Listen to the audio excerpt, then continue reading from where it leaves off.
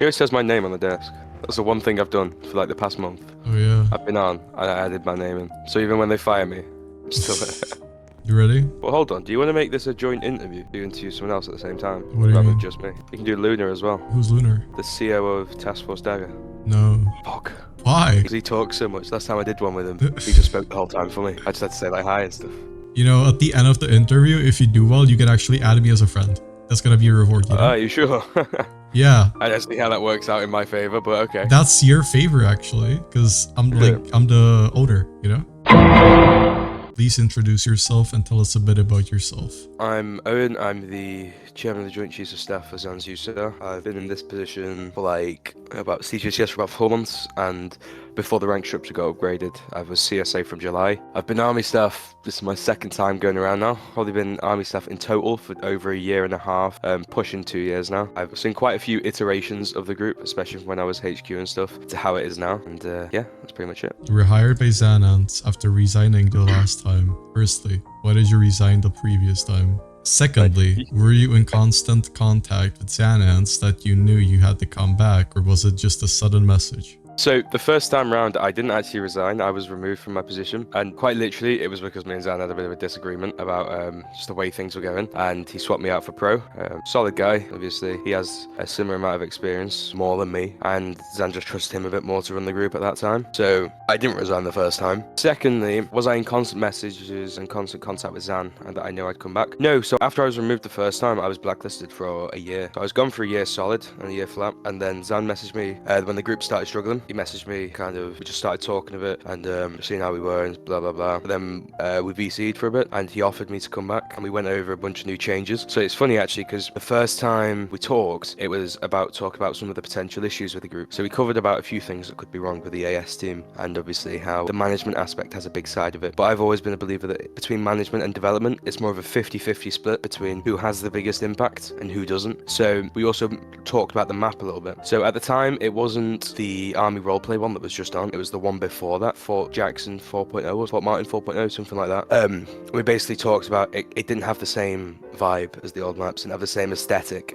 And so funnily enough, we actually talked about bringing this map back, which is Fort Jackson right now. And this is the one that we'd originally agreed to before the Army roleplay thing became a segment in USAR's history, despite how unsuccessful it was. So we talked about bringing this one back, which is where it is now. As for me actually coming back, I rejoined the group about a week before I did, and I brought a bunch of the old people back that I knew, and I basically spread us all around the group, and we all joined different units and different bits and got the experience of a personnel member. So we could potentially see along the lines of from joining brand new, because obviously I've been gone for so long, from joining brand new to trying to move up in the chain, what are the problems? What are people struggling with? What are the issues that are stopping people from enjoying the group?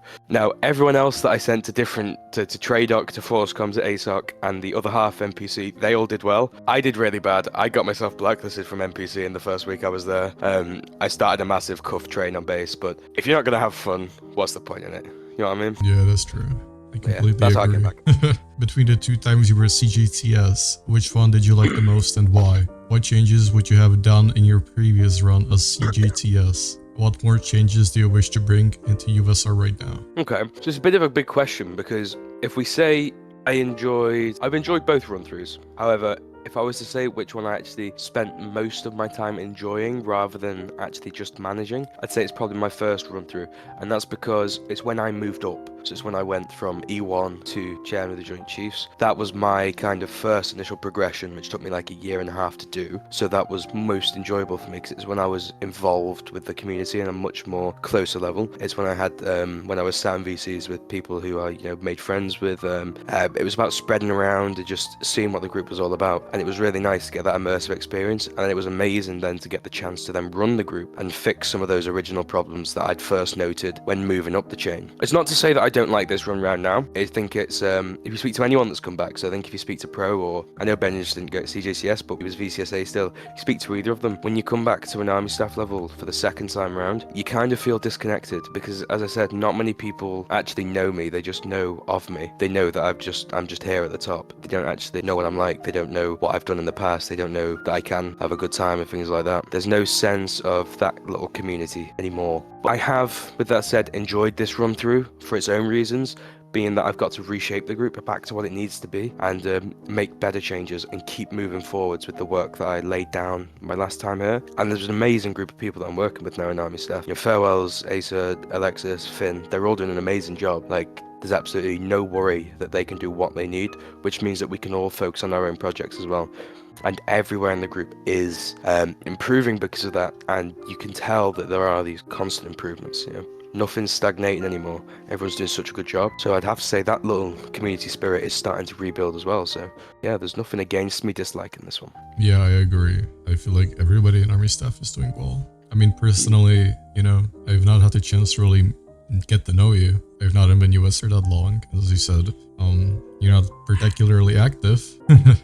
Oh, no. Yeah, that's what I mean. People haven't got the chance to get used to me or get to know me, so it's kind of, you can tell when I'm around, it's more people are on edge than anything else. So I've lost that kind of aspect of being able to join VCs and just chill, which I'm not against, because obviously I still have my own friends, but it just means I'm only around when there's like really any problems now. Most of the day-to-day stuff is handled by Farewells, and I'm just here to do some fine-tuning and keep planning for the future, that is my role. I did say to them when I came back, that's my priority. My priority is to make sure somebody is going to get my job. Somebody is going to get the training for my job. And Farewells has done an absolutely amazing job at stepping up to that plate. Genuinely, out of all the people I've worked with, MC was good, but I've never seen somebody take to it so quickly and so independently as well. So yeah, he's done absolutely ace. Yeah, that's good to hear. Well, there are of course going to be haters. How do you handle them? I have personally seen people hating on you and others joining in at all times. It might be difficult at times to work in those times. So obviously, it's not nice. I'm not gonna lie. I'm not gonna say it's an enjoyable experience when you've got everybody hating on you. So same for when I got that feedback poll, which I'm sure is like world renowned at this point. When I got what was it, something stupid, like 600, 800 dislikes on it and 400 upvotes. I mean, sure, it's shitty, but at the end of the day, as I said, I don't really have that community attachment anymore. And Zan's brought me in to do a very specific role. I'm doing that. It's not about me being perhaps liked for it. And I think most people realize most of the stuff I get blamed for, I didn't actually do. I'm not this actual bellend that everyone thinks I am. But if people thinking that makes it easier for other people to do their jobs and stops them from getting all the shit thrown their way, yeah, so be it. I'm fine with it. As for what I do though, it's just in one ear out the other. If you ever see me talking back to someone in a chat about it, it's because I'm winding them up. And if you read it, you'll realize I'm winding them up, and it's absolutely hilarious. Just can't take it personally, that's all. Just in one ear out the other. It's a game at the end of the day. We're all here to have fun. Anyone who doesn't want to do that, even in real life, like police and stuff, like everybody has to take the blame for stuff, even if they're doing good work. Yeah, that's what it is. It's just you get blamed for doing the right thing, and if people want to do that, then that's fine. But the way I've seen it since I've come back is, and you can talk to any of my past staff about this, it's one thing I've been consistent with. If me taking the blame for something means that some younger kid who wants to just have fun in the game doesn't have to then take that hate from these fully grown men sat there behind their little computer screens, yeah, sod it. I'll do that. Let them have fun. I really don't mind.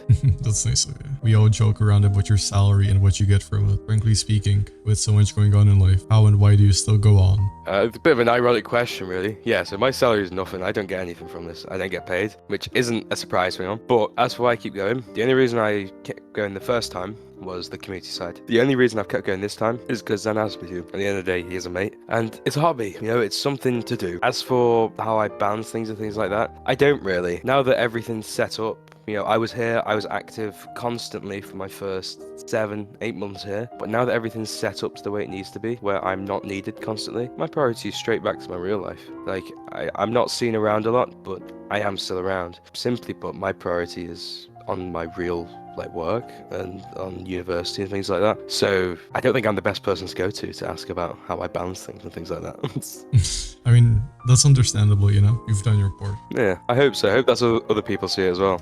Do you believe that with the introduction of Task Force Dagger, units within 75th, ASF, and 106th will have an impact? First two are primarily focused on the milsim aspect along with scrims, while the latter has pilots, which is a part of the TFD. Why not just improve these units instead of introducing a new one? Okay, so this is a bit of an outdated question. We've already really seen the impacts of this because it's been so long since it already got wrote, but I'll give you my 2 cents on it anyway. I think that yes, the introduction to Task Force Dagger, it does have an impact on those units. Of course it will, but we shouldn't just think about the impacts on those units. We should think about the potential for growth that it brings.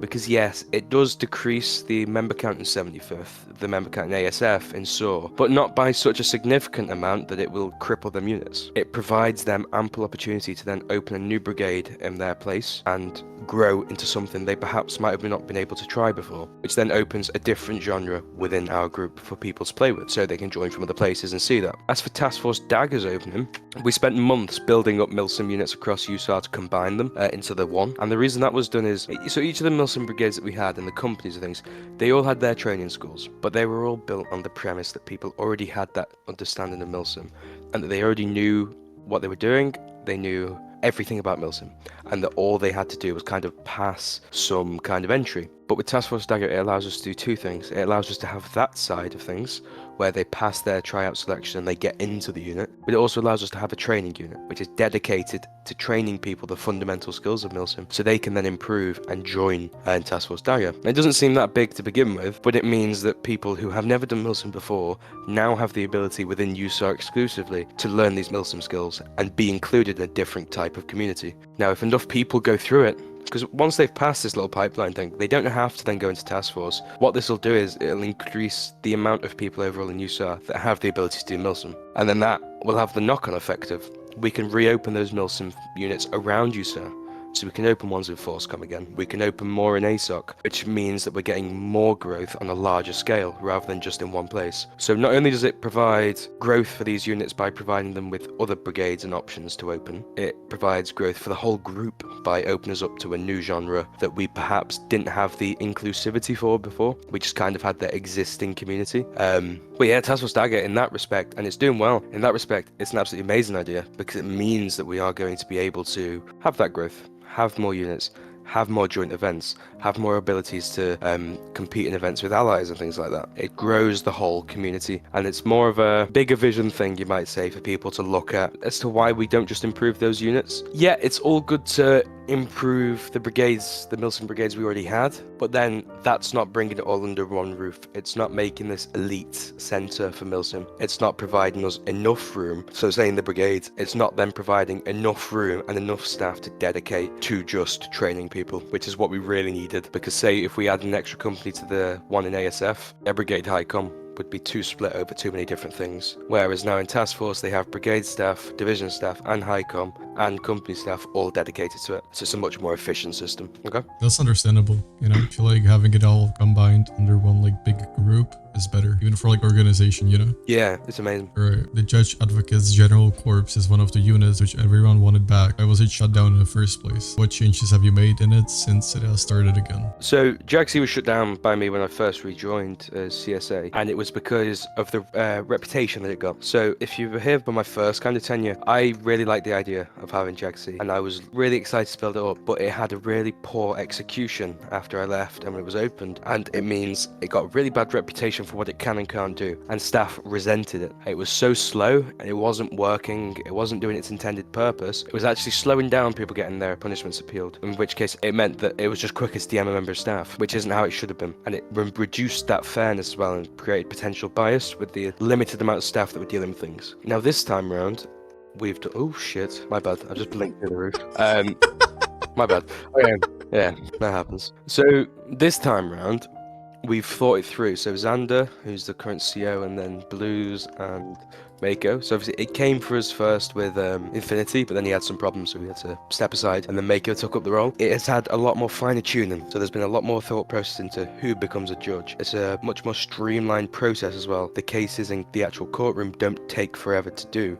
They can take like an hour and a half, as opposed to the 4 or 5 hour slog it used to be. So as for what we've done different this time, it's mainly just about streamlining the process, making it more accessible and understandable, not as difficult. As much as it should be about content, and as much as it should be about the roleplay element of things, it should also be about being able to have a little bit of fun in it. You know, all the people in JAGC, they want to be able to write these big case files. You know, they should have a want to fill out all of these different motions and things and perform the investigations. That's what it should be creating. It shouldn't be creating a this, the feeling of, oh God, I really don't want to do that. And I think that's something we've done really well in, I say we, the JAGC staff team, that's something they've done really well in avoiding, and they've avoided that burnout of the staff. So things are moving quickly, and it's provided a different type of role-playing experience, which is what it's all about. It's about expanding the horizons of the group, creating new opportunities that we haven't had before and that we haven't had in a stable way, so that people want to join us, that it makes USAR the go-to group. They want to be with us because they can do this here when they can't do it somewhere else. That's always been our unique point. It's always been they do more roleplay. We're a little bit more serious than the other groups, like the BAs and stuff. And that's all it is. It's not saying we are anal about doing the roleplay. It's just saying we have the ability to do it if we want to. And it's providing that opportunity, that balance of roleplay and fun